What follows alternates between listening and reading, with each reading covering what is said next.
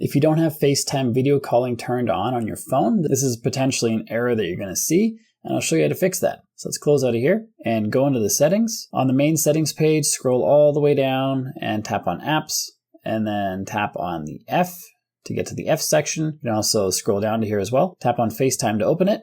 And here we see FaceTime is turned off, and that's the video calling feature on iPhones. And if you leave this menu and then go back, you'll see more options now associated with FaceTime calling, so you can customize it quite a bit there. And let's test this out. Let's go back to FaceTime, and let's phone myself again, my other device. And now we are actually in a video call. You can see my hand right there, and Bob's your uncle. FaceTime is now activated again. If you find that your battery is draining quite quickly, you should check out this video right here, which shows you how to slow down the battery drain and make your battery last longer. So check out that video next. If you got value from the video you just watched, like and subscribe to let me know, and I'll see you on this one.